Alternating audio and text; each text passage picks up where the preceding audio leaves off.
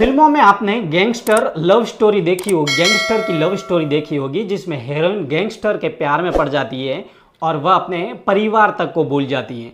बस इसी तरह की कहानी रियल लाइफ में सामने आई है। गुजरात के गांधीनगर में आईएएस की पत्नी की आत्महत्या का मामला सामने आया। क्या नहीं था उसकी जिंदगी में। एक आईएएस पति घर में नौकर चाकर, सरकार द्वारा दिया गया गाड़ी बंगला, फिर भी उसे एक गलत दोस्त व अवैध संबंधों की वजह से सब कुछ गंवाना पड़ गया और आखिर में मौत को गले लगाना पड़ गया। आज हम बात कर रहे हैं गुजरात के गांधीनगर में एक आईएएस अधिकारी रंजीत कुमार जी की पत्नी सूर्या के सुसाइड केस की, जिसमें कई चौंका देने वाले खुलासे हुए हैं। पुलिस ने सूर्या के द्वारा लिखा गया एक पत्र भी बरामद किया है जिसमें कई हैरान कर देने वाली बातें लिखी गई है।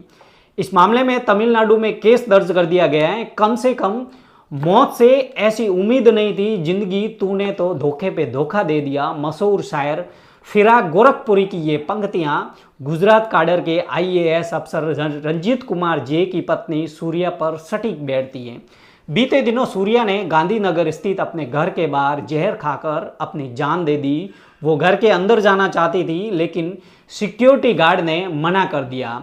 अपने जीवन से हताश, निराश, परेशान महिला को जान देना जीने से ज़्यादा आसान लगा तो चली गई, लेकिन अपने पीछे भरे पूरे परिवार के साथ कई कहानियां और सवाल छोड़ गई।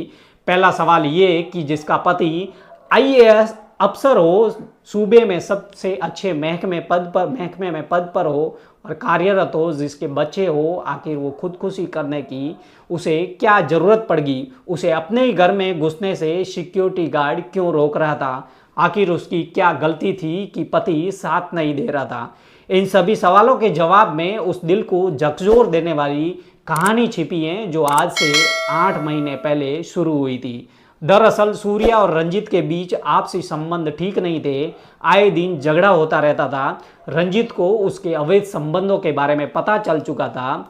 यही वजह थी कि सूर्या एक दिन अपने पति का घर छोड़कर गुजरात से अपने गृह राज्य तमिलनाडु आ गई। वहां अपने प्रेमी राजा के साथ रहने लगी। उसका प्रेमी कोई सीधा साधा शख्स नहीं बल्कि सूबे का सबसे कुख्यात गैंगस्टर है।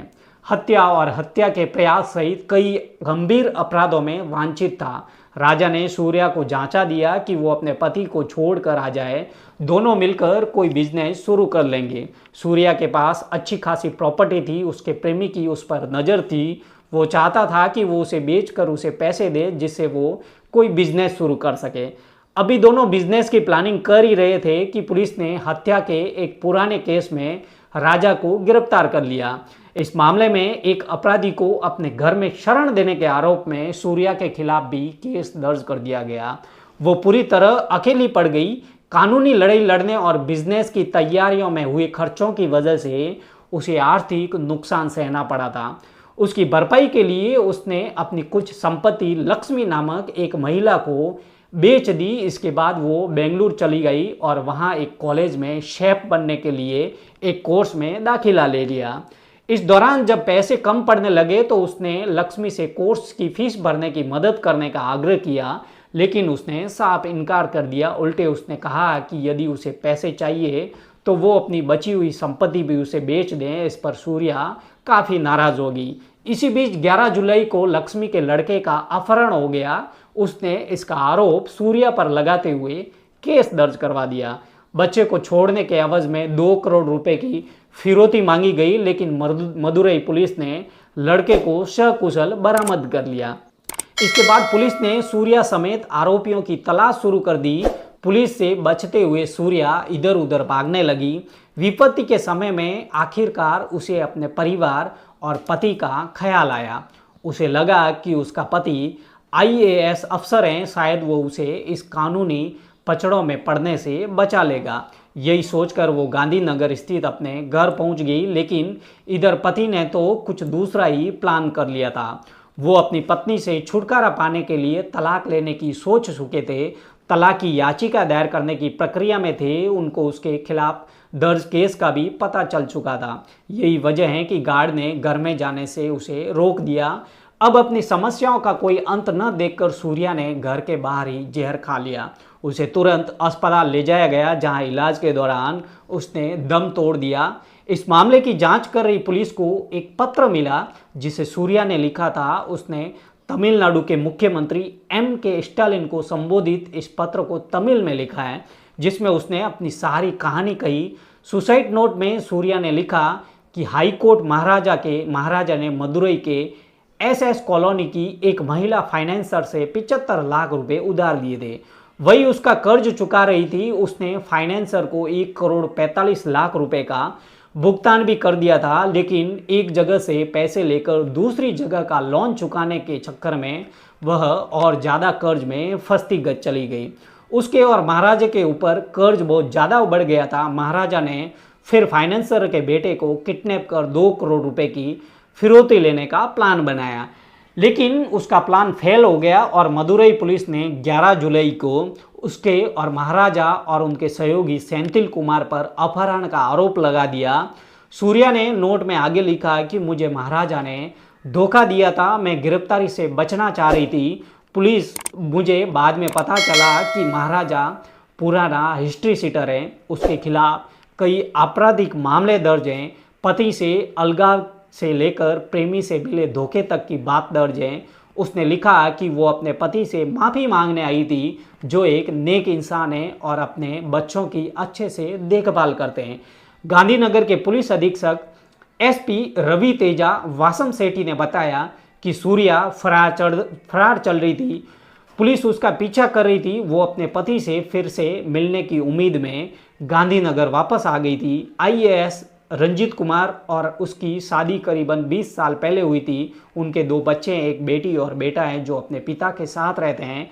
रंजीत कुमार के वकील हितेश गुप्ता ने कहा कि जब सूर्या वापस आई तब IAS अधिकारी तलाक की याचिका दायर करने की प्रक्रिया में थे। वो 2005 बैच के अधिकारी हैं। वर्तमान गुजरात विद्युत विनियामक आयोग के सचिव हैं। सूर्या की कहानी से कई सीख और सबक मिलते हैं। उसने एक पाक रिश्ते में धोखा दिया और गैर मर्द पर भरोसा करके उसके साथ रहने चली गई और अपनों से धोखा और गैरों पर भरोसा करके उसने अपनी ज़िंदगी की सबसे बड़ी गलती कर डाली। उसके प्रेमी ने पहले पैसे ऐंठना चाहा और फिर बिजनेस के नाम पर उसकी संपत्ति बिकवा दी। वो उसके साथ प्यार का नाटक करता रहा, जबकि वो पहले से लक्ष्मी के साथ था। धोखे से उसकी संपत्ति ले ली। इसके बाद जब उसने अपनी नई जिंदगी नए सिरे से शुरू करनी चाहिए तो अपहरण के केस में नाम आ गया। उसे कहीं सुकून नहीं मिला तो फिर से अपने पति और बच्चों की याद आने लगी, लेकिन वहाँ पर भी उससे घर में घुसने नहीं दिया गया। तो आखिर में उसने मौत को गले लगा लिया। एक वरिष्ठ अधिकारी ने बताया कि हमने सूर्या के माता पिता से बात की और उनसे शिकायत दर्ज करने को कहा, लेकिन उनका कहना है कि हमने पहले ही परिवार के एक सदस्य को खो दिया है, लिहाजा हम कोई केस नहीं दर्ज कराना चाहते।